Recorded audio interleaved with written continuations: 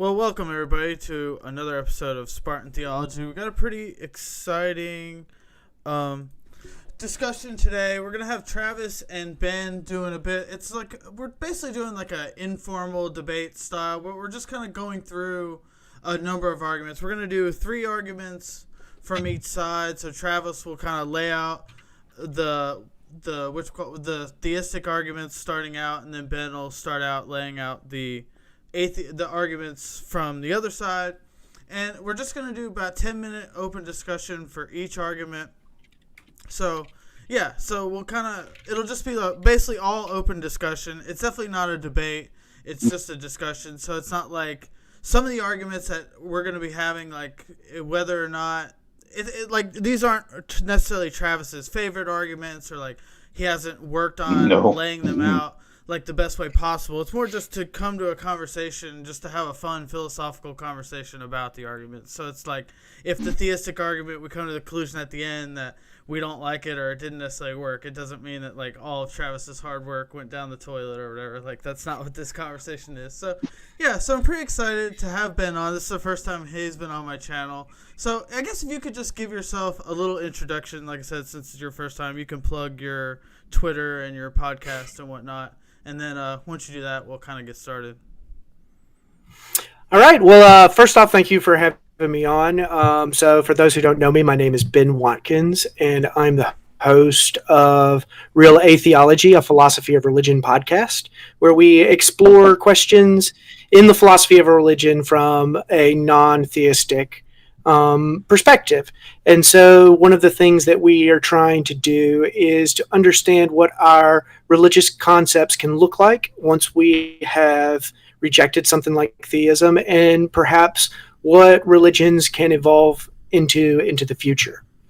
And so for those who are interested in analytic philosophy of religion, we are on Apple, iTunes, YouTube, Spotify, Podbean, And we have a Twitter, an Instagram, and a Facebook page. So be sure to check us out and give us a like or a subscribe. And we hope that our material is useful for both theists and non-theists who are looking for serious discussion instead of the back and forth internet bashing of each camp by the other camp. If you want substantive dialogue, that's what we're really hoping to bring to the table. Yeah, I really appreciate your guys' stuff. I love, like, you guys put out good stuff on Twitter and the podcast. It's just nice to hear, like, the atheist side that actually wants to engage with the arguments, not just, like, call people delusional or something for being religious and then go from there. So, yeah. So, like I said, I really appreciate you coming on. I appreciate your work. So, yeah, I'll throw it over to Travis to kind of start us out with the first argument we're going to go through. And, yeah, we'll just go from there. We're going to, like I said, we'll go about 10 minutes on each argument, so I'll kind of jump in when we get to the closer to the end, and, yeah, we'll kind of just move on to the next one. But, yeah, with that, here, it's all yours, Travis. Okay, so first I'm going to start with the contingency. Now, this isn't really one of my favorite arguments, but it's just going to be the basic, everything that exists has an explanation of its existence, either in the necessity of its own nature or an external cause. If the universe has an explanation of its existence, that explanation is God. The universe exists and has an explanation for its existence, therefore the explanation of the universe is God. Now, some of the strengths I see with this is, the answer to the basic question, why there's something rather than nothing. And also, with physical reality, it's dependent on something, like everything is contingent. So I think it shows that, there is something that must be ground, like a firm foundation, like a first cause, if you will. And I'd like to hear Ben's take on that, because while this isn't one of my favorite arguments, in fact, there's a better version of the contingency, but I think it kind of gets us to like a necessary cause. I think would be the strength of it. And so, what do you think? I think you're muted, or I can't hear you, Ben. Yeah. I'm sorry, I had myself muted. I'm really bad about that. No, it just didn't show on the screen. I gotta. Yeah. You at least heard me, didn't you? So first off, You're good. No, now you're muted. You were good. You're muted now. I was good. Yeah, you're good. Okay, we're good. Yeah. Awesome. All right, that was my comedy bit for just to the icebreaker. My first time on the show. But first off, I want to say to Travis that I think framing a cosmological argument is in the much larger question of why there is something rather than nothing, or why there's anything at all.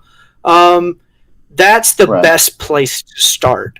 And so I would say that the argument from contingency is probably my favorite of the cosmological arguments, as opposed to something like a causal cosmological argument, like a Kalam causal.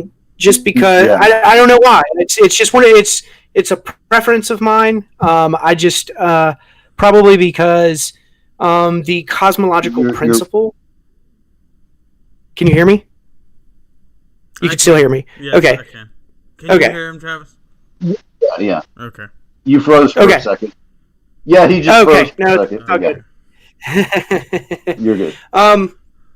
So I think that the general structure of a cosmological argument starts with a cosmological fact and then a principle that applies to this cosmological fact to then get a conclusion that the universe depends on something other than itself. And so that's the first stage of the argument. And the second stage of the argument is that it's a necessary being, and that this necessary being is God. And so I really like this argument because it appeals to what's known as the principle of sufficient reason. And so this is a hotly debated principle in metaphysics, and I'm sympathetic to it, and I find the discussions around it super interesting. So the fact that I find the question, why is there something rather than nothing, so interesting, and this argument makes use of that principle, that's probably why I find it so interesting, and is probably one of my more preferred arguments for theism. So the first area where it's obviously weak is the principle of sufficient reason might be false. So that's where a lot of the work is going to go into the argument, is defending that robust metaphysical principle. And then the second big problem with it is there's this gap problem. It's what's called the gap problem, because even if we grant the argument in its entirety, and what we get from the conclusion of that argument is a necessary being. So then we need some sort of justification that this necessary being is a godlike object, such that it's worthy of worship, something, because as it stands right now, without any moral content to this conclusion, something like an argument from contingency couldn't even in principle undercut the conclusion of an argument from evil, because it just doesn't appeal to moral claims.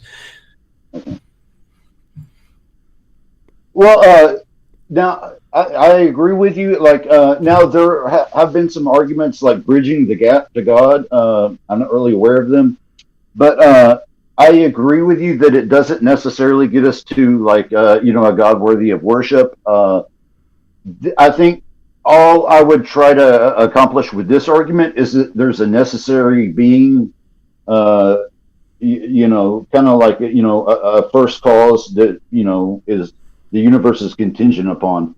So I'm not with the argument. I'm not really trying to go there.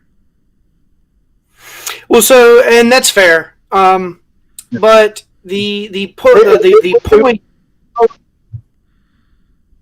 I'm sorry. I was going to say it would be kind of like the Kalam like argument that the universe has a cause and everything.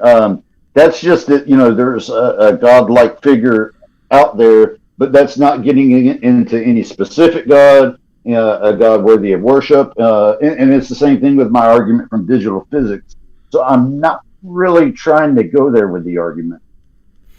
No, well, and that's fair. If that's not what you're trying to accomplish with the argument, this is one of the standing objections, though, so to speak, to this form of. So we just lay it. It's really not even an objection if you want to think of it that way. It's laying out the limits of what this argument accomplishes for us. So here we can clearly say, even if the argument is successful, this is what it accomplishes, and this is what's still left to be done. That's totally fair. Okay. And in that sense, we totally avoid the gap problem if we just frame the question in those terms. So then we would want to focus in on the principle of sufficient reason. Or if we wanted to be bold, we could challenge the idea that the universe is contingent. So some people think that, maybe that the universe is in some way necessary and is its own reason. It contains within it its own reason for its existence, such that there is no further explanation. It's just it is its own self-contained system. I'm not saying I endorse that view, but that's certainly an uphill climb. Whereas I think the much more interesting conversation has to do with the principle of sufficient reason. And you said you're pretty, you like the principle of sufficient reason, like you're, I don't know why, like drawing a blank on the word I wanted to use, but yeah, you think you would hold to some sort of principle of sufficient reason, maybe not, because I know there's also different versions of it. There's like a weaker and a stronger version of it, because like the stronger version seems to entail like what you said, that the universe would be necessary, or like modal collapse, which is, I know, is something that gets brought up a lot with this argument. So there's definitely some rabbit holes we can go down here for sure, and so help pull me out of them if I start going too deep in them. But yes, like you said, it's a very important point that you mentioned. There are several different flavors of principle of sufficient reason. And so what I'm sure everyone wants to know, well, what version of it are you sympathetic to? And I'm going to use the typical philosopher cop-out, say, I just don't know yet. I'm trying to figure it out. So I'm a rationalist in the sense of the big schools of thought. I sympathize a lot with the rationalist thinkers, and so I'm a Hegelian. So our mantra is the rational is the real, and the real is the rational. So this is just something that appeals to me. And I just don't know where I am in my journey yet. And like I said, I keep going down these rabbit holes. And the further I go, the less confident I am in any of the views. That's pretty fair, for sure. Yeah. Do you have anything else to add there, Travis, or do we want to move on to... Because we're about right at 10 minutes for that one. So if you want to add anything, or we can move on to... I think you want to do the moral argument next, or... No. Teleological, yeah. Basically... Yeah, fine-tuning.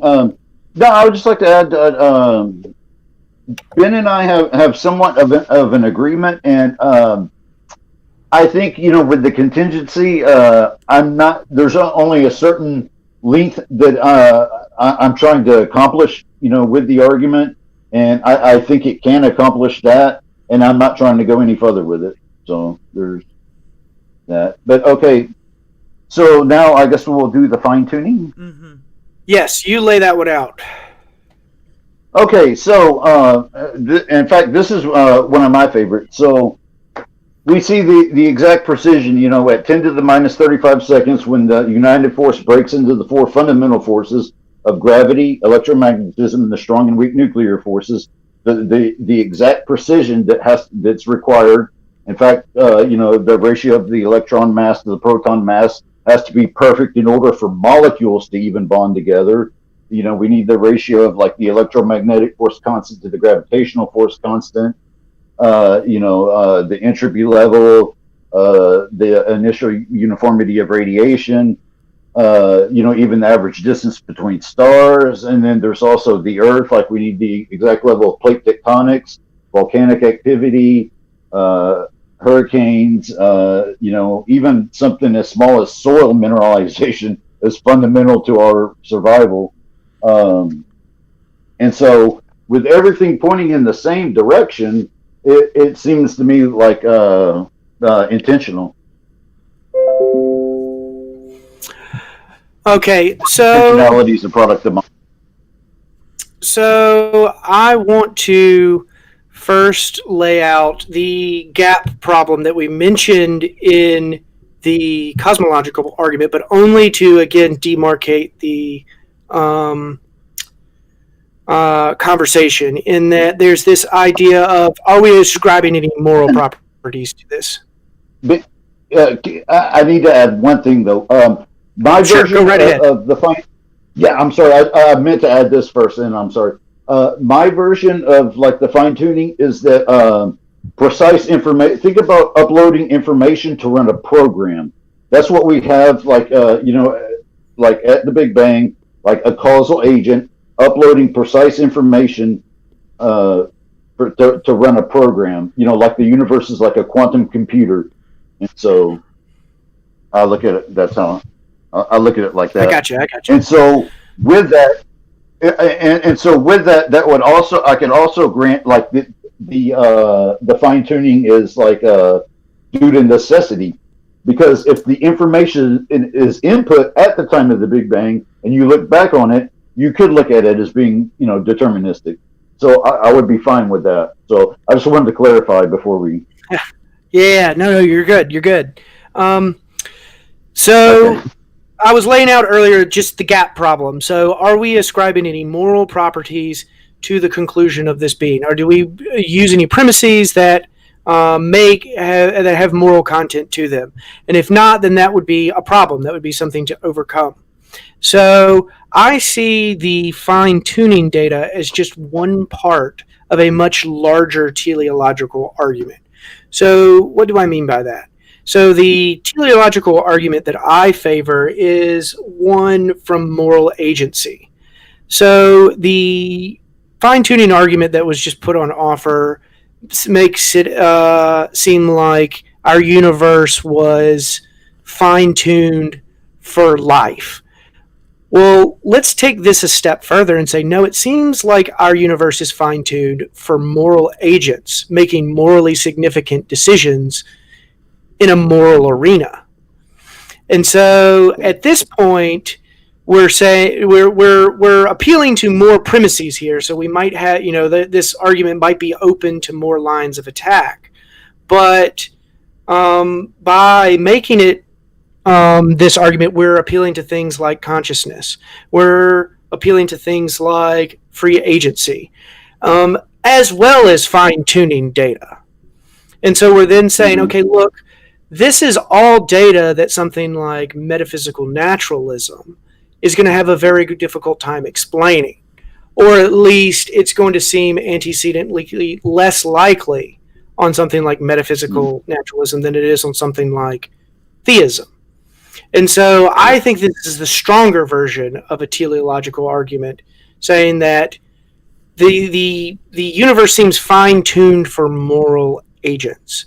And so where is this argument going to be the weakest? Well, a lot of people might be surprised to find out it's probably not in the fine-tuning data. If you ask any physicist, most physicists will readily will tell you that if you change our local constants by even the fractionists of a hair, you will change our local conditions wildly, radically, in a sense where life as we currently understand it would not be possible. Now, maybe some other form of life that we are not aware of would be possible if we tweaked multiple parameters.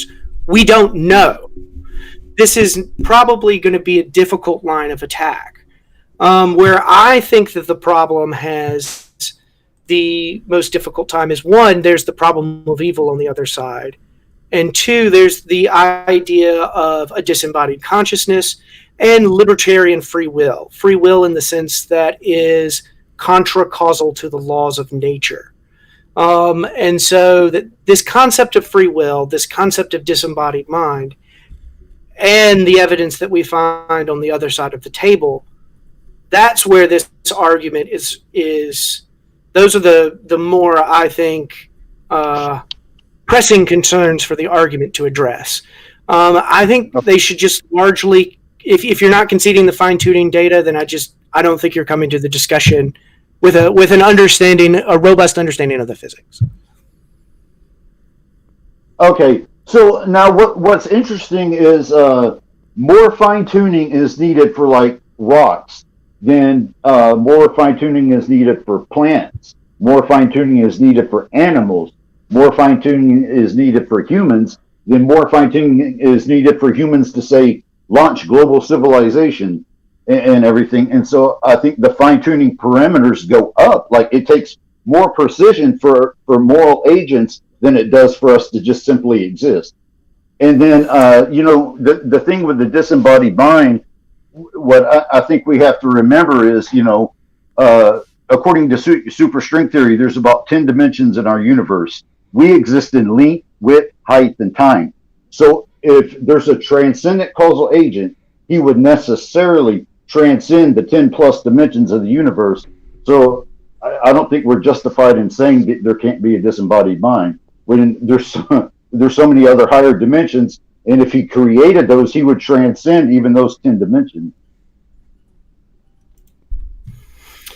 Yeah, so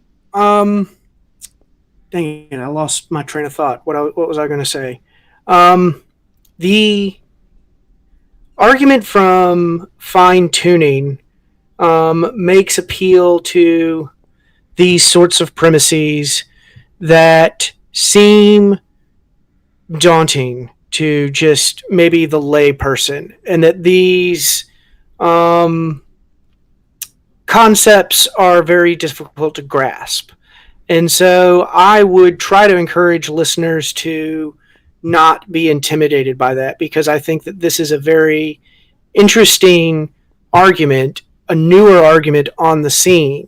If you go back 50 years, this argument just wasn't on the scene because we just didn't know about the fine-tuning data.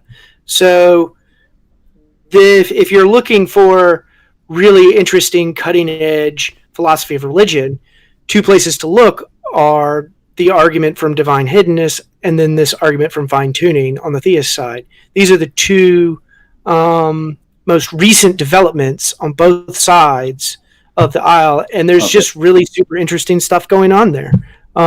So I would encourage people to dig deeper into that. Yeah. Because absolutely. The point that I was going to make earlier before it escaped me was that I think the reason that this conversation can be so interesting is because of just exactly how Travis set it out earlier. When you set out this idea of fine-tuned parameters for our universe, then for rocks, then for life, then for complex biological organisms, then morally significant agents. This stacking of the probabilities, so to speak, makes it to where something like metaphysical naturalism is highly improbable. And so that you just have this problem of, well, how do we account for all of these different facts within a purely mechanistic type framework? And it raises interesting questions about things like teleology or natural teleology. Maybe the universe tends towards these sorts of beings because the universe itself is rational. Maybe it tends towards giving rise to rational beings. These are all really interesting cutting edge lines of thought. Maybe I shouldn't say cutting edge, but they're seeing a resurgence of interest within the literature right now. I think like you mentioned. Go ahead. No, I just real quick. I wanted to mention, like, on the positive side, from a scientific point of reference, I would recommend looking at the work of Dr. Luke Barnes and CERN particle physicist Dr. Michael Strauss, as well as Dr. Hugh Ross. They're really good at laying out arguments for the fine tuning from a scientific point of view. Yeah, I'm sorry, I didn't mean to. No. I just wanted to add that I did think it's interesting. I always struggle to know exactly where to go with the fine tuning. Like, you want to say the universe is fine tuned for life, but I think it's really interesting to break it down right to it's fine tuned for moral decisions to be able to be made or moral actions to take place or whatever. Fine tuned for morals. Well, and so keep in mind, now we're also making appeal to moral premises. So that gap problem that I laid out at the very beginning where we said, okay, well, how do we get around this gap problem? Well, if there's a perfectly good being, all of a sudden a universe with moral agents is antecedently more likely in a universe where there is this perfectly good being, this moral being who created a universe because it was worth creating, because creating moral agents was worth creating. That is a substantive moral claim that something like a cosmological argument just doesn't have. It just doesn't have the resources to make that sort of claim. Whereas this is where I think the teleological argument edges out the cosmological argument. And that didn't used to be the case. Again, if you went back 50 years ago, people would have told you that cosmological arguments were the philosopher's argument par excellence. They would have said teleological arguments are dead since Darwin. So this is a resurgence of an argument within contemporary philosophy circles. And what's interesting is I'm a proponent of evolution, namely process structuralism, and precision is required in the laws of physics for the structures of animals to come about, and so we need the precision in the laws of physics for evolution to even take place. And then, like I said, the parameters go up, from just existence to, say, moral agents to, say, launching global civilization and so forth. And so do we want to now move on to the moral argument? Now that we've shade. Do you see the progression from first cause to designer of a moral agency? Now that we've got morality on the table, now it seems like a good time to move into the moral argument. Do you want to lay that out? Okay. I don't know what your preferred formulation is. Yeah. Okay, Ben, I will lay it out, but first of all, I'm not a big fan of the moral argument. I don't find it convincing, and I don't use it. But yeah, I kind of wasn't given a choice to these arguments, so I'm going to do the best I can. You'll probably kick my butt. That's fine. Okay. I promise I won't do that. So I don't find the there's the William Lane Craig version that if God doesn't exist, moral values and duties don't exist. Moral values and duties do exist, therefore God exists. I don't find that compelling. If I was going to defend it, I would go the C.S. Lewis route. That in order to know that something is evil, you would have to know that something is good. And in order to know that something is good, there would have to be an ultimate standard of good from which to judge that by. And that standard would be God. Gotcha. So I think it's really great to lay it out like this by contrasting something from like William Lane Craig's. Oops, sorry. Yeah. Go ahead. You were breaking up. What'd you say? Oh, no. Go ahead. Oh, okay. So someone like William Lane Craig lays out an ontological version of the argument in that.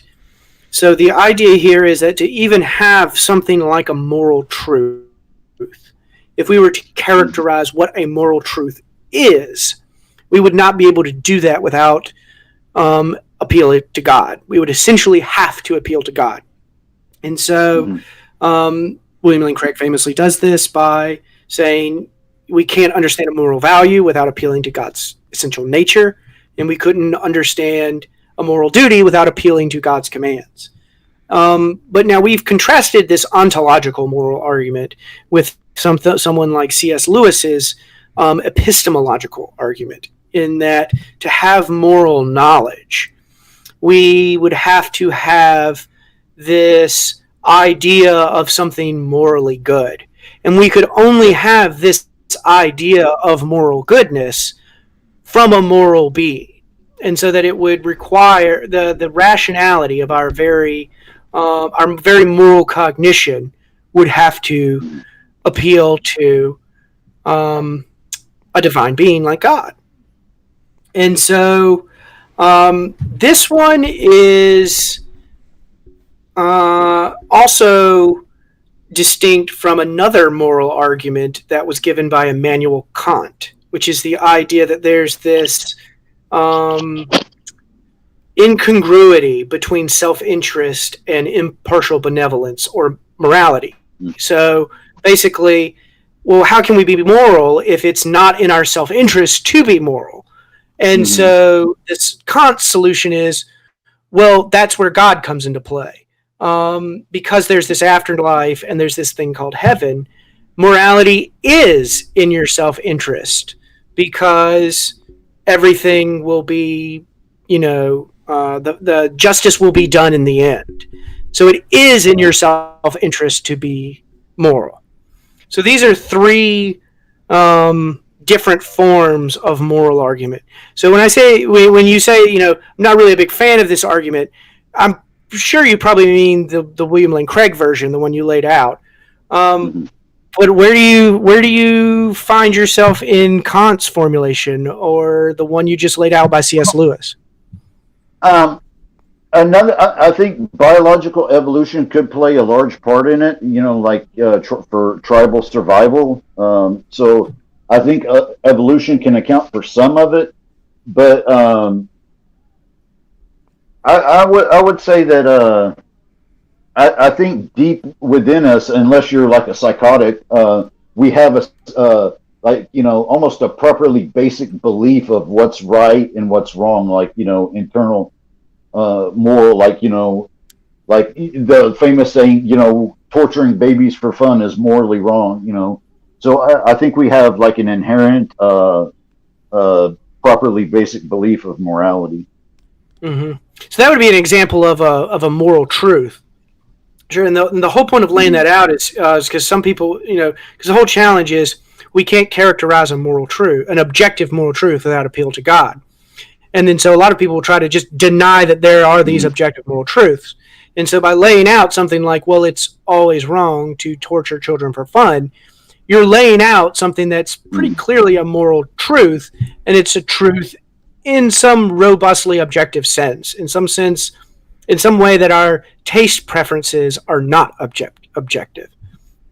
And so I think that's a very forceful line of argument. I think that there are objective moral truths. So I'm what's called a moral realist, in the sense that I think that morality is real and it is mind independent. It's independent of any mind whatever, including God. So I think morality even transcends God, because we make claims about God that presuppose morality, things like God is perfectly good. So that's a very essential, very important claim to theism. But if we were going to say that what is moral goodness just is what is God-likeness, then we haven't stated any substantive moral fact about God when we say that God is good. We're just saying God is God-like. And that can't help us make good decisions or act rightly. It's not substantive. So we don't, unless we know what God's nature is like, to say God is good and that is the definition of God. You haven't told me any characteristic about him. Right. I would say that God's nature is good. Like, there's the dilemma. I would say that God's nature is the good. Now, as far as laying that out, I would kind of have to appeal to Christianity and Scripture and the Bible. Like the Sermon on the Mount. The teachings of Christ. I would kind of have to go that route. Gotcha. Yeah. All right, how are we for time, Ethan? Yeah, about to say we're pretty much ready to move on to the next one. We can go ahead and move on to like the. Ethan, you got anything? Yeah, do you have any comments? Yeah, for the. Ethan, do you have any? Yeah, I was thinking a few things. The moral argument's tough because I think like the argument really comes down to like moral realism or moral anti-realism, but I don't see, I see so many atheists that can defend a pretty strong view of moral realism, so I don't see where the argument really gets you to God. And that's where I struggle. That's why I don't. Yeah. I just think like I would gladly argue for moral realism, but I think it's hard to take that next step. Essentially, like I said, there's plenty of atheists that defend moral realism, and they seem to do it pretty successfully. So yeah, I don't know. I feel like that one gets into the weeds almost faster than I think any other one. It can be tough. That's why I really did want to do about morality. So yes, yeah. In that situation, in that sense, it's a successful argument in that it gets people talking. Yeah. In that it's people about important things. Yeah, and I think like once you get into this, like. If you can agree, I think when you get into morality, the more fun is like fleshing out like actual moral claims, and like that's where I find more of a better conversation than like trying to use morality to prove God. I don't know. I find that to just be like missing the point a little bit. I don't know. It just gets really tough really fast, and I think it's hard to. I think the best hope is the C.S. Lewis version, personally. So. Yeah, but if we want to move on to now, Ben can lay out a few arguments that he has lined up. So what we said, we were going to start with you know what the order is. Yeah, you have. So basically, the first one we'll lay out is the well-worn problem of evil, and so it's nothing more than the idea that a perfect being implies that there would be no unjustified evils. But there are unjustified evils in the world, so therefore there's no perfect being. So it should be noted that this argument only works against a perfect being. It doesn't work on something like deism, something like intelligent design, the idea of a designer God that we don't appeal to any moral characteristics about. So this is an argument specifically against the Western concept of God with a capital G. And so there are several candidates for this idea of an unjustified evil. And so the first is moral evil. So there's, people make really horrific decisions all the time that lead to a lot of evil in the world. Another candidate is natural evils. So things like tsunamis and earthquakes and hurricanes seem like really bad things in the world. And then there's non-human animal pain. So this is the idea that there are moral patients in the world. We are moral agents, but there are also moral patients. So things like young fawns that have been eaten alive or burned to death in forest fires. This millions of years of biological evolution with all of these incidents of non-human animal pain through the inevitably cruel and inefficient means of biological evolution is itself a really bad thing, and just wouldn't be the case if there was a perfect being. And so that's broadly the landscape of the problem of evil: moral, natural, non-human, animal, kind of being a subset of natural evil. So moral and natural evil are kind of the big two.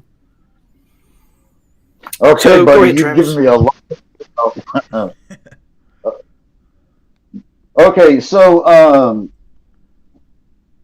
first of all, there's the William Lane Craig version that the atheist would need to prove that God could not have a morally sufficient reason for allowing the evil. Like I said, we only exist in length, width, height, and time, and so a being who is transcendent, we can't prove that he did. That there's not a morally. And then I would also, do the free will defense. And then I would also appeal to a soul-making theodicy. I kind of like Hugh Ross's version that this is like a training program for eternity. And that by being exposed to the greatest amount of evil with our free will, we will have overcome, the greatest evil that can be thrown at us. And by overcoming that, we will be forever free in heaven to have free will and to never be tempted to sin. And then I'm also going to have to appeal to Christianity and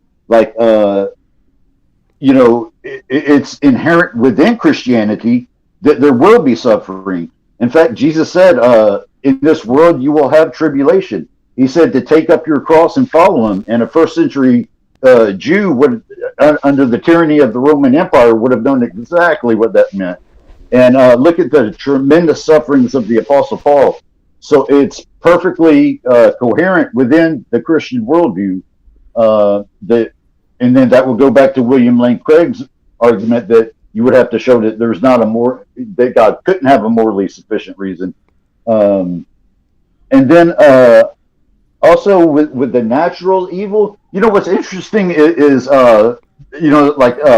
hurricanes, even forest fires. That's actually part of the fine tuning. And my argument for that would be that the laws of physics are designed in such a way as to allow billions of human beings to exist for a short amount of time to overcome evil. And so, and that would go into God's training program. If there's anything I missed, but yeah. So I think this is good. This is a good landscape to start off. The theodicy side of this. So theodicy being giving a defense, or I shouldn't use that term. Is responding to the problem of evil. We'll just keep it simple. So the first response that was laid out was the skeptical theist route. The idea that because of our epistemic limitations, that we just couldn't know the sorts of moral considerations that would solve the problem of evil, and we shouldn't expect to know because of the epistemic distance between us and God. Us being finite, particular beings, God being an infinite, universal being. There would be this infinite distance. The distance between us and an ant is large, but the distance between us and something of a concept of a perfect being would be even larger.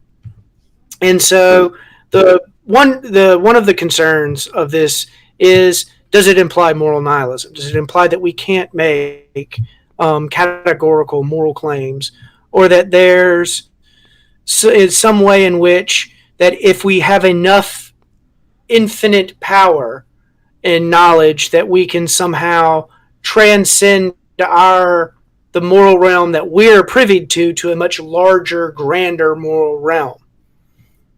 We don't know. That's one. And the other concern with this is the idea that this might imply something like divine lies, so such that we couldn't trust truths that had word of God justification only. So something like the idea that all are saved through Christ, but you have to come to know Christ and have a belief in Christ. That would be something that we only have word of God justification for us.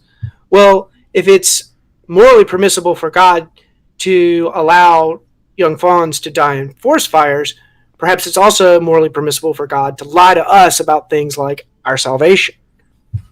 We just wouldn't be able to, know because of the epistemic distance. The second theodicy that was laid out was the free will defense, free will theodicy.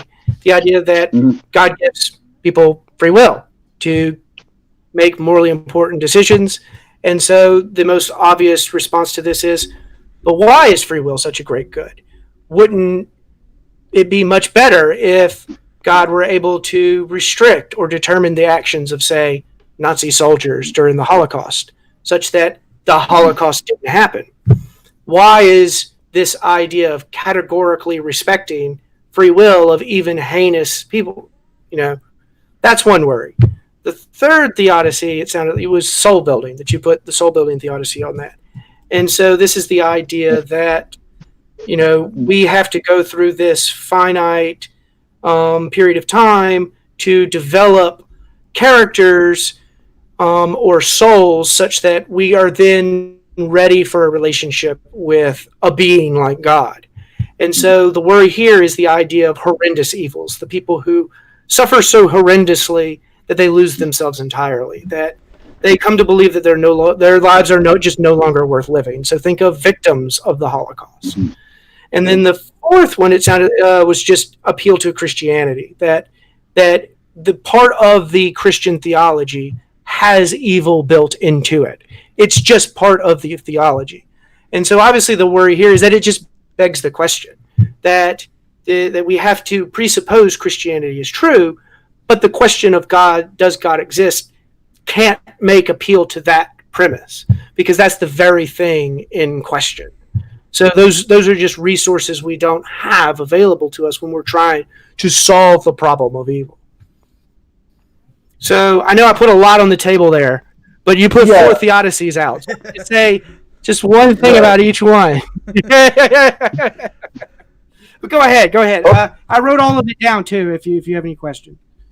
No, that's fine. I would say, with the free will defense, I think that's the only way we can truly love. Because if it's deterministic, true love is impossible. I think,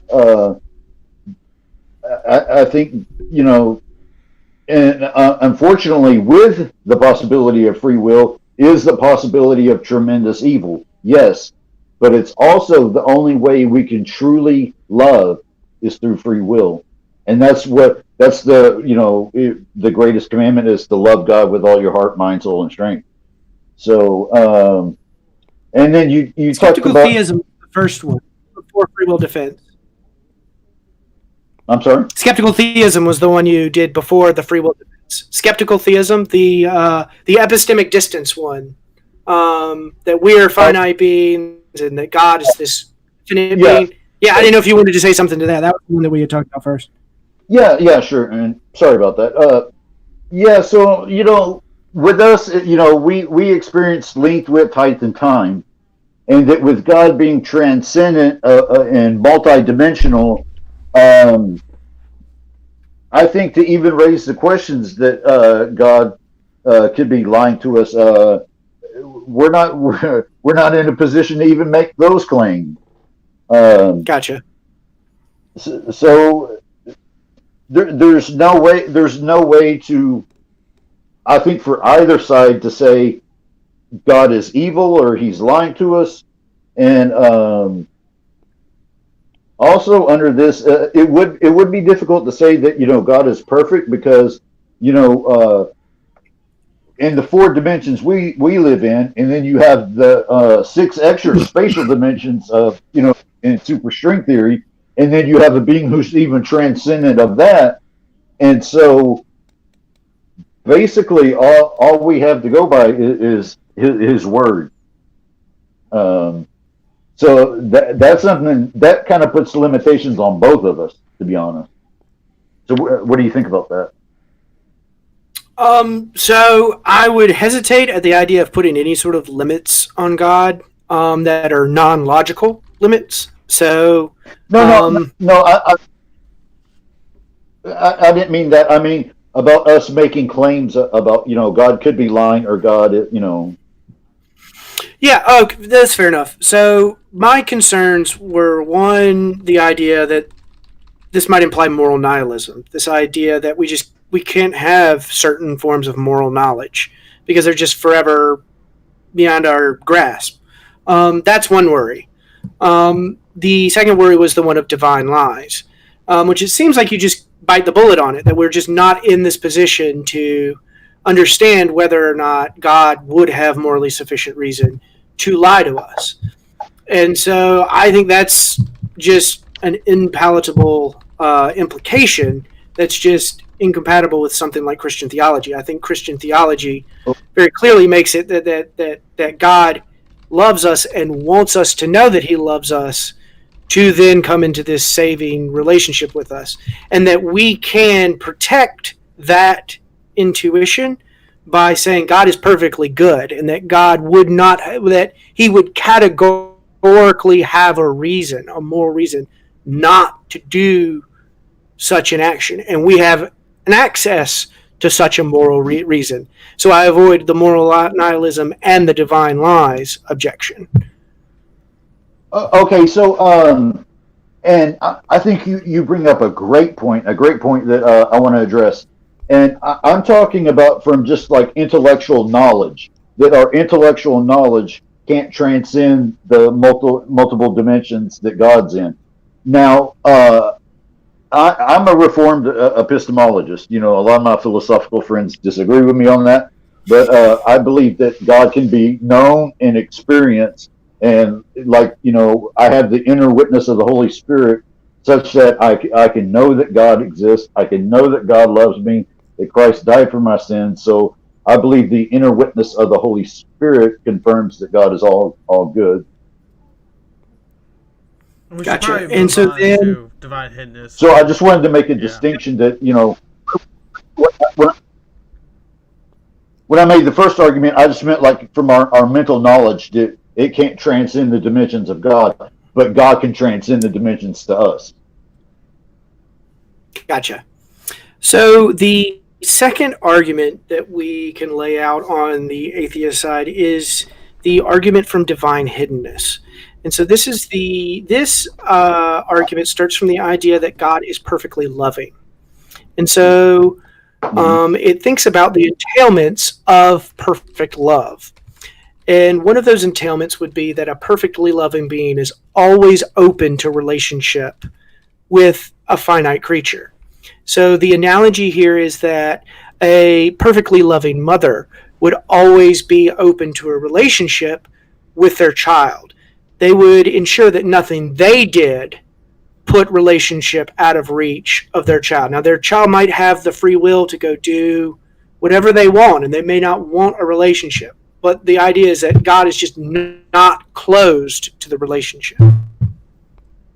And so the second move in this is that this always openness implies that no one is consciously unaware that God exists. In order to have a relationship with someone else, I must believe that they exist. I can't have a relationship with someone that I don't believe exists. So that implies that if someone doesn't believe that God exists, then they must be resisting God in some way. So another useful analogy here is that God would be like a light bulb, that no matter how its dimness may fluctuate, it always stays on. It never goes out. It always stays on. And if we're to deny that there's any light on, we would have to close our eyes. We would have to resist the God. And so the argument from hiddenness just points out that there are non-resistant non-theists. So there are former believers. There are people that used to believe in a perfect being that no longer believe in a perfect being. There are lifelong seekers, people who search their entire life for an object of religious significance without ever finding that. There are isolated non-theists, people like Amazonian tribesmen who live their entire lives in a fundamentally misleading system of religious beliefs. Most of them are animists. And then there's converts to polytheistic or non perfect being traditions. So someone who is a convert to, say, Hinduism. These are all examples of non-resistant non-theists. But perfect love implies there are no non-resistant non-theists. Therefore, it follows there is no perfectly loving being. And so if there is no perfectly loving being, then there is no God. Okay, so first of all, I would say one of the problems with that is that's assuming that everyone would believe if they had knowledge of God, that there wouldn't be any resistance, and I find that very problematic. And second is let's say God is known, like let's say God puts his face in like over the earth where everybody can see him. The problem is the worship of God would be for the wrong reason. I think a lot of people would worship him out of fear, like out of terror, or on the flip side, they might worship him out of gain, for prosperity, things like that. And I think that God is hidden in such a way that he can be found if you search for him, but at the same time he's hidden where if you don't search for him, you won't find him. And I know you talked about I think people in like indigenous tribes that don't know about God. Did you mention that? Yes. So isolated non-theists. Okay, so what I would say with that, and some Christians would disagree with me on this, is that I think God, when I read Romans chapter 1, I think God judges people based on what they do know, and that because I think they have that moral intuition, and that Christ did die for everyone, and so I think God fairly judges them based on what they know, because I think God, for those, especially for those type of people who aren't, the most educated, God can be known like through nature and everything. They know there's something greater out there, and I think God judges them based on what they do know. Right. So to start in reverse order, so the idea here is that God is perfectly loving and wants a relationship with it, and so the idea is that these Amazonian tribesmen, these isolated non-theists, don't even have the idea of a perfect being. So this idea of something wanting to have a loving and meaningful relationship that could grow over time, they just don't even have this concept. That's just not even something that they have. I disagree. Okay, that's fair. I think they do have knowledge of but I'm sorry. No, you're fine. So to the idea that God, to make himself less hidden, would have to rearrange the stars in the sky or to do something like that, I don't think we have to suggest anything like this. In fact, I don't think we have to go beyond your Reformed epistemology, the idea of a universal inner awareness of God that everyone would have. So I'm sure you're familiar with this Reformed epistemology. One of the ideas is that we have this sensus divinitatis, but that it's defective in some people. Well, so the idea of the hiddenness argument is that there just would not be defective sensus divinitatis. That's just not the kind of world that a perfectly loving being would even tolerate. So a mother would not accept the fact that she could not be open to relationship with her child because her child had some sort of defect. They would do everything in their power to rid them of that defect so they could have this relationship. So that's what I would push back on that one. And then the first objection, I don't know if I fully understood it, but it was this idea that people would respond with this knowledge of God, and that you're skeptical of that. And so I wanted to lay out at the very beginning, it's important to realize that it doesn't matter how we respond. So we can respond however even if we weren't going to respond favorably to the relationship, God would still be open to the relationship. He's not forcing anything. So he's just not closed.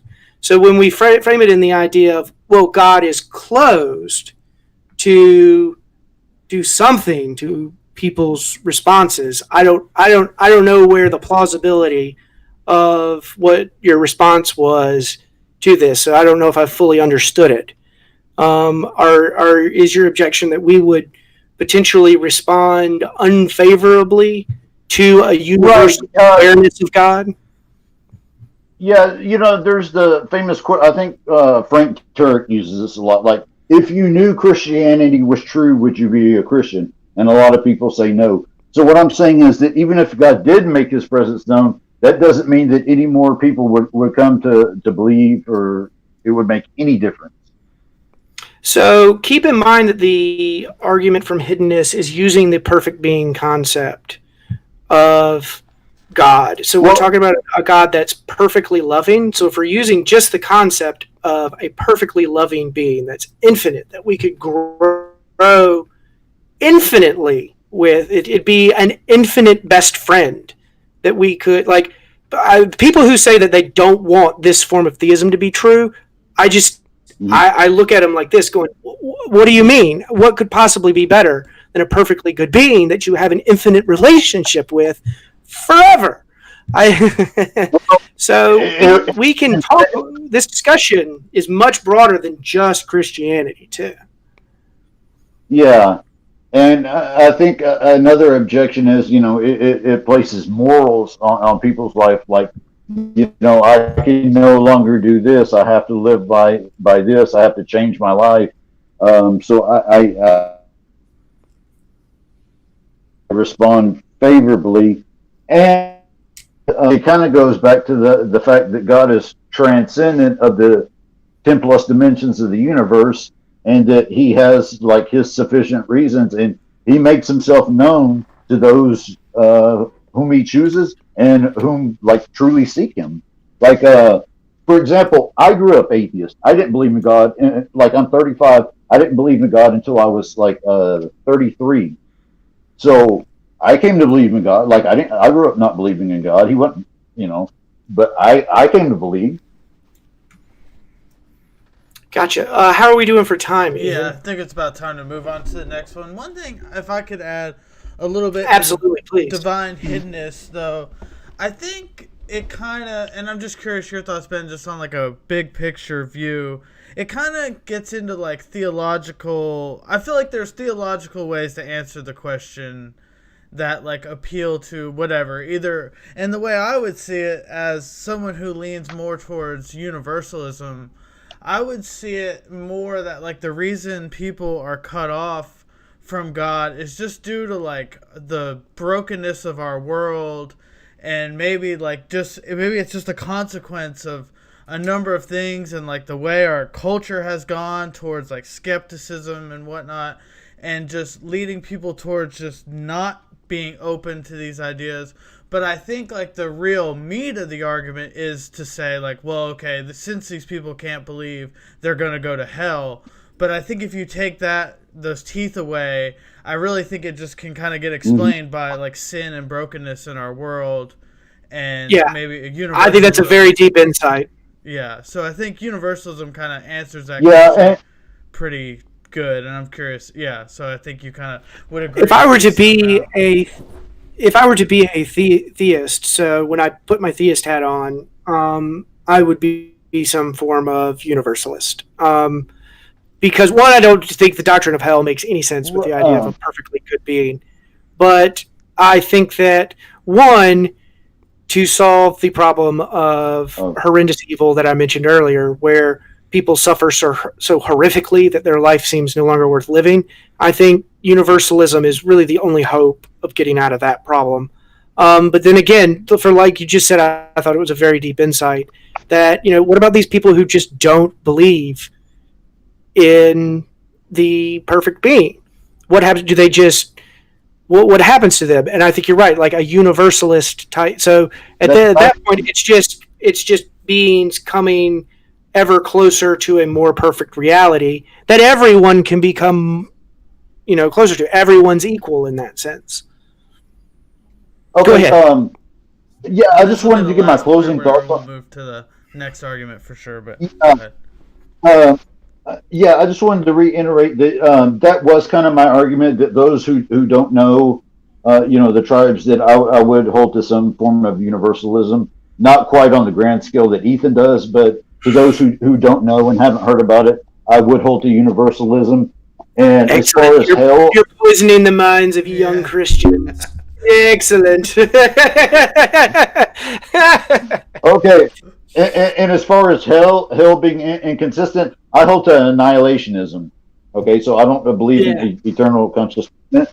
And I just wanted to say that there's also the plausibility that even if your argument was successful, it wouldn't mean that God doesn't exist. It would agree with the way He chooses to reveal Himself.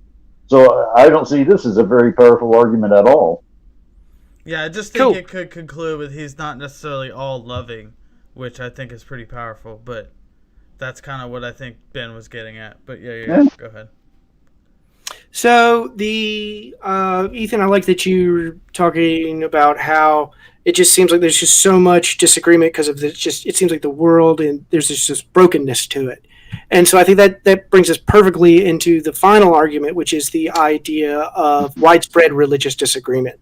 And so this argument has multiple parts. And so what I mean by that is that it just, like the problem of evil, it had certain sets of facts that seem surprising over the course of religious history. So the first is the idea of just the problem of inconsistent revelations. So, people have theistic religious experiences, and they differ widely on the content and the natures of those experiences. And because of it, they have widely disagreeing beliefs, and that this is surprising if that there's a perfectly loving being who wants us to understand his intentions for us and what he wants us to believe about him or her. Sorry.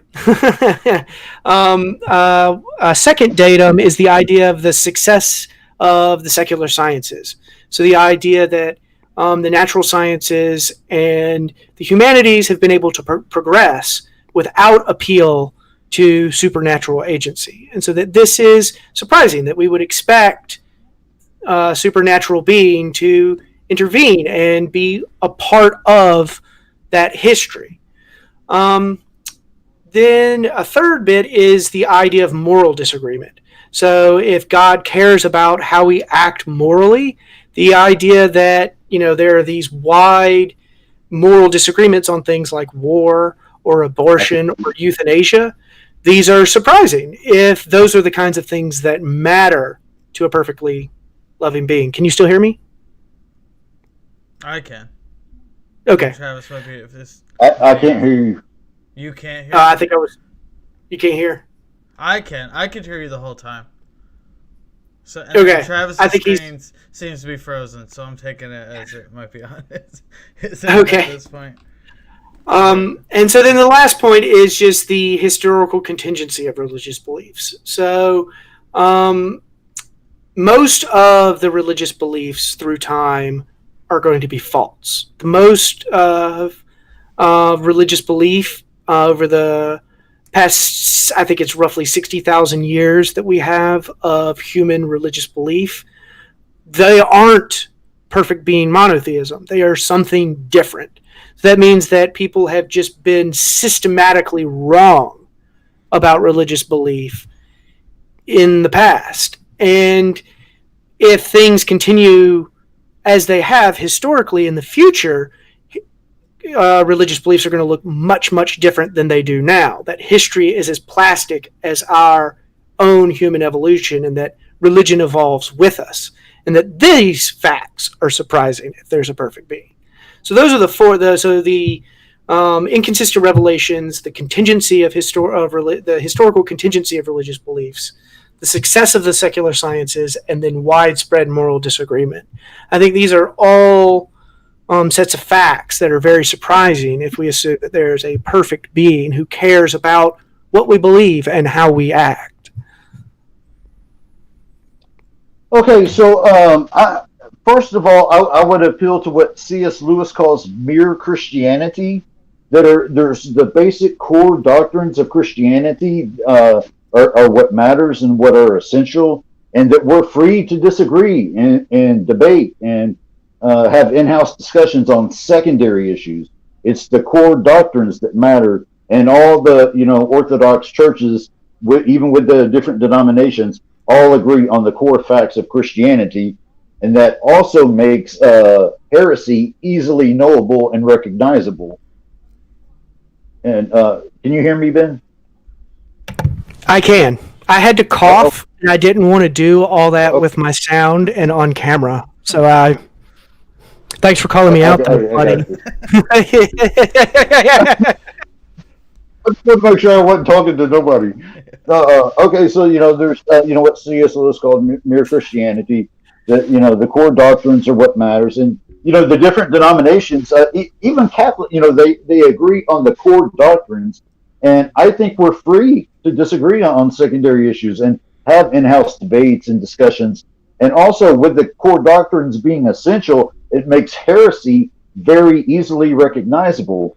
And now you appeal to science, and I hold to the Francis Collins biologos approach. I think God works through the laws of physics, not within them. I'm not an intelligent design proponent. I think, and it kind of goes back to what I said at the beginning, that at the Big Bang, that God input in the information for the universe to unfold the way it did.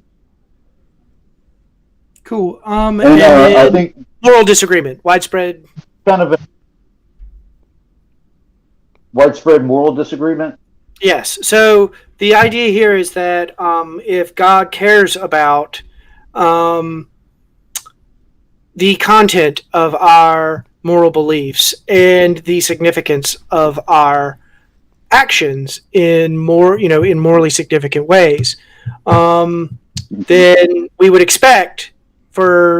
not expect this widespread moral disagreement. Additionally, we would expect religious believers to have a source of moral strength that isn't available to non-believers. But as we both know, so God's perfect goodness is a reason to believe theists would live significantly more moral lives than non-theists, because worshiping God would be a source of moral strength not available to non-theists. So I got you. Yeah, but because we know that that's not the case, that people find moral strength inside and outside of theism, and to equaling degrees, and that's surprising. No, actually, I would say that with us being made in God's image, to be honest, there's a lot of atheists who are more moral than Christians, to be honest. But as far as morals and I would kind of appeal to free will, and also with growing morals, there's this process of sanctification. How as believers in God, we start off kind of rough around the edges, if you will, and we progress morally, and then we can slip back, and then we repent, and then we grow. So it's a process. It doesn't happen just like that. We're instantly morally it is a growing process, and you're right in some ways. I would say that everyone has morality because we're all made in God's image. If that answers your question, or did I? Well, so is this along soul building lines? So you use the concept of sanctification, and so I think you were laying it out very briefly there. And your point is just that it's not instantaneous. Is that what is the concept doing for us specifically? Is the process of sanctification? Yeah. So in the soul building theodicy, sanctification is to prepare us for relationship with God. So when we're in the context of religious disagreement, what is this process of sanctification doing? Because it doesn't seem like coming into widespread religious disagreement doesn't seem like it's something that could help us, ready us for a relationship with a perfect being. What is this concept doing for us? Well, as I said before, I would hold to C.S. Lewis's Mere Christianity, and what the process of sanctification is we're growing more. It says we die to ourselves and let Christ live through us. Now, we make mistakes along the way. We repent and we grow from it, and so it's a steady progression where we get more and more righteous and Christ-like. Gotcha. How are we for time? Yeah, we're probably right at an hour, aren't we? Yeah, we are a little over an hour, but not that we can't go. Sweet. I think we did pretty good. I think. Yeah, Ethan, did you have anything to add? Yeah, as far as the disagreement goes, I liked how you laid it out in like those 4 different ways. I think the moral disagreement really hits home because, like you said, like there's some things that seem super important to God, like take abortion, for example. I mean, there are Christians who disagree on abortion, and just that simple fact does seem pretty powerful. Like, if God cared so much, you would at least think that he would like give all Christians knowledge where they wouldn't even have to think twice. But I just kind of appeal, like I said, more towards this just like messed up brokenness of our world and sin that just kind of creeps in. But you're right. I think this one takes a lot, and I think it also comes down to theology. Like, I think this is why I love studying theology, because of questions like this. Like, I think they're very tough for sure, but I don't know. I just think I don't know exactly where I didn't want to go, but I do think they're good arguments and are like a lot to think about for sure. I think we've got good arguments on both sides. That's one of the things about the philosophy of religion that I really like, is that these questions touch on just so many different cosmology, ethics. You could just go down the list. You were going to, I think you had mentioned mathematics before we began recording this. Like, I mean, there's just so many avenues and there's so many points of entry into these just super interesting and deep conversations. Yeah, for sure. Yeah, Ben, I love this conversation. Like, and it's kind of cool because as we go through these arguments, we see the strengths and the weaknesses like of the arguments. And I know you said you thought the fine tuning and the contingency argument were one of the more powerful ones. And I think your last argument was pretty compelling. That's something that really deserves a deep theological answer. And that the divine hiddenness, I don't really see that as so much of a problem. But the problem of evil, though it's inherent within Christianity, I think it's like, why can't God give us a little insight as to, maybe He could let us know why we're, but Yeah, I think so I think that with the problem that's a good argument. I think. Yeah, the one thing I want to add that like gives me most thought too is like I understand like the whole free will thing, but it seems like the argument where why can't God, like as soon as I use my free will to like stab somebody, why doesn't God just make the world where that knife turns to butter or whatever? Like that sort of argument. That's Tom Jump's argument. Yeah, well, no, don't give it to Tom Jump. There's definitely better people who have made that argument. But Start calling.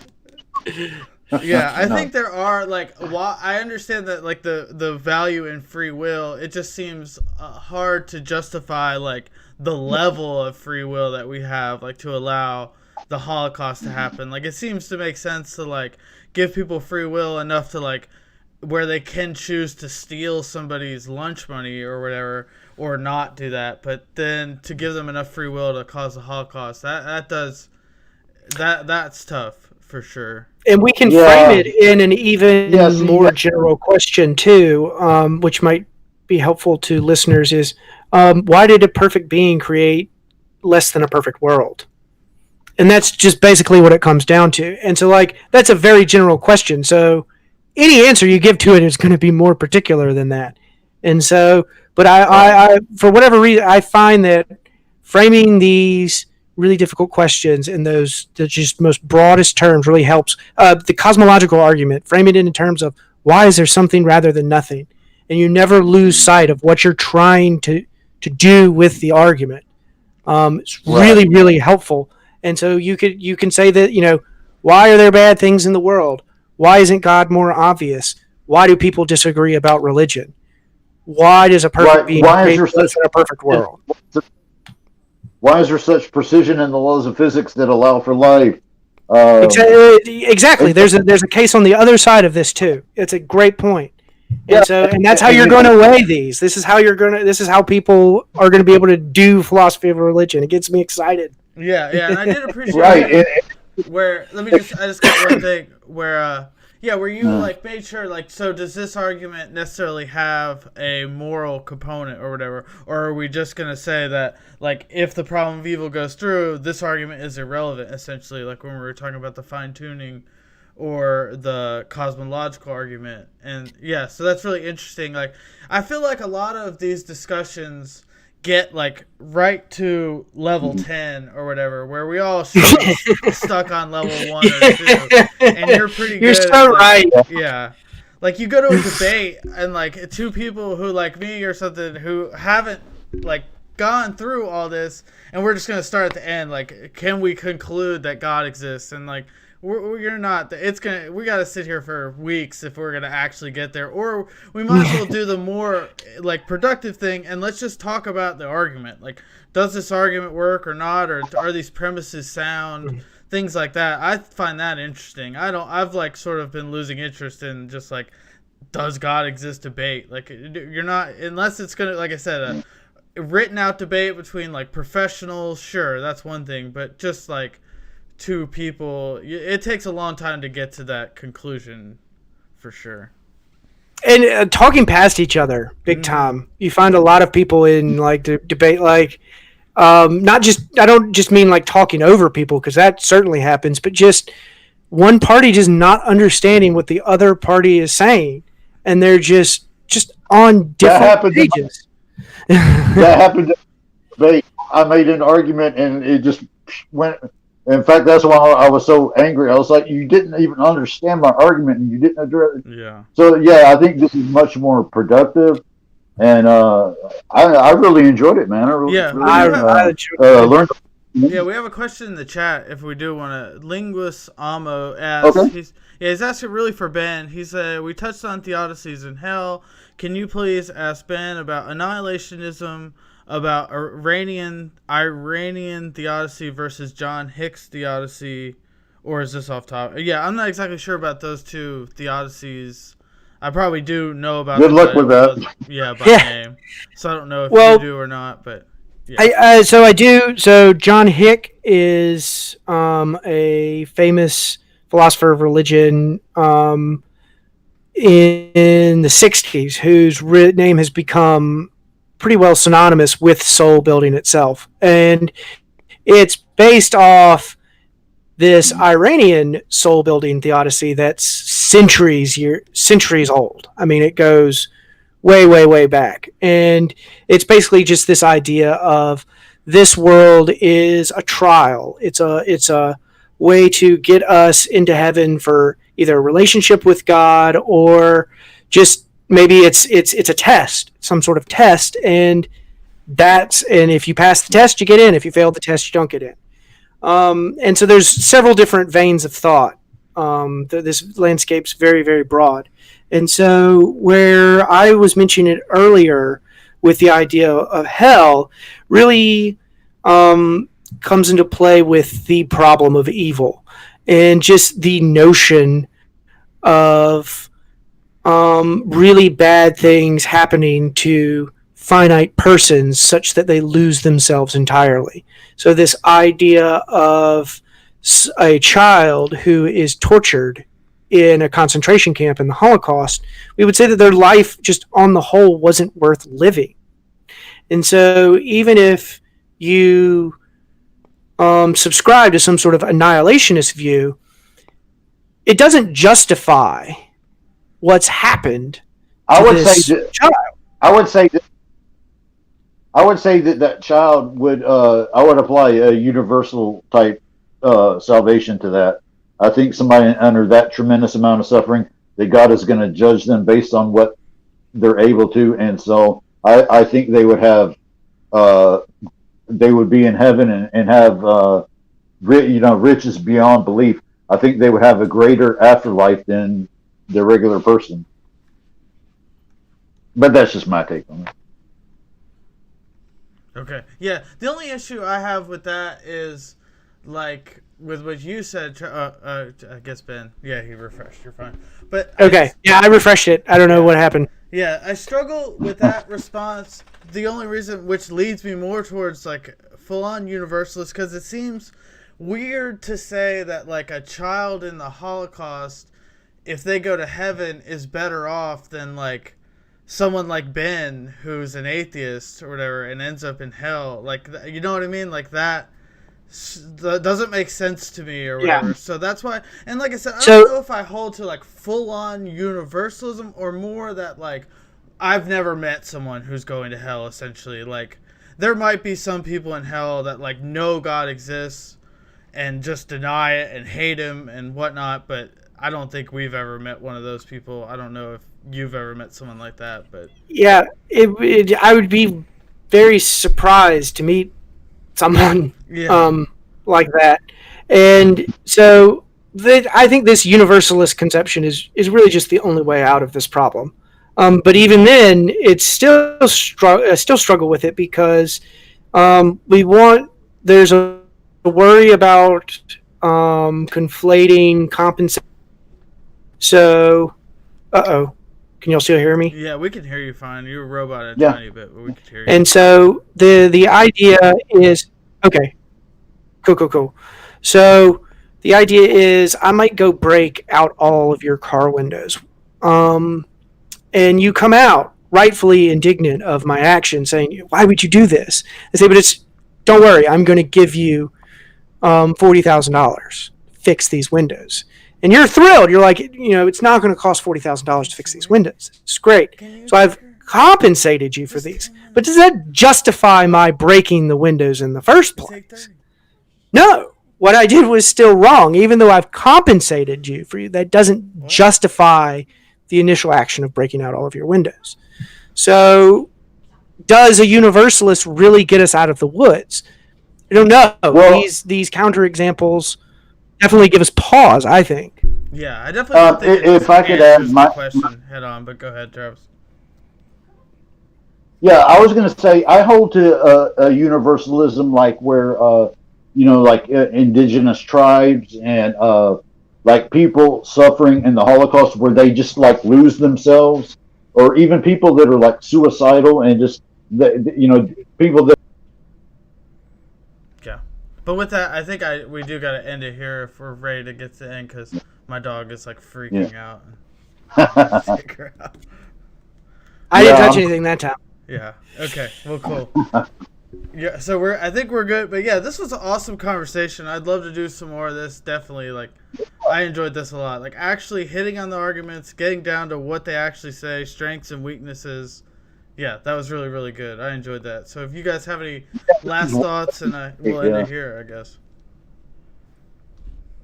I just want to say I had a great time discussing this with Ben. He's very intelligent, very philosophical, I really enjoy hitting some of the strengths and the weaknesses of both the theistic and the atheistic arguments, and I think it was very enlightening, and hopefully the audience will learn something from it. Yeah, for sure. And I think Ben's frozen, but he seems very happy. So, oh, there you go. You're back. You were frozen, but you were smiling. So on his face. You're back now, but I think we're gonna end it here. I don't know if you can hear us or not.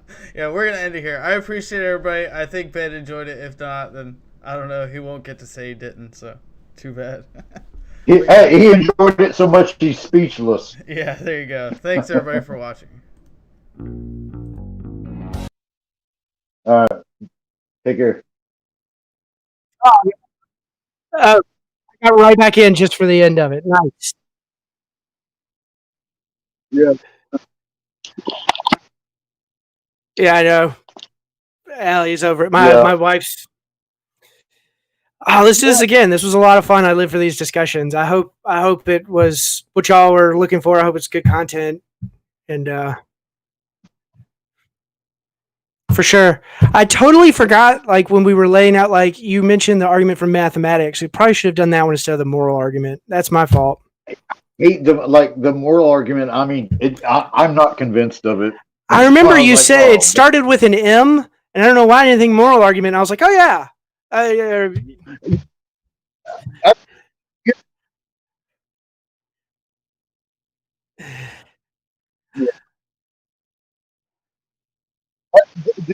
The applicability of mathematics shows that the universe is orderly and intelligible, and I think it's more powerful. So that one's on me. I definitely owe you one. Okay, I got to go now, but thanks, you guys. Yeah. I'll talk to you soon, buddy. All right, man.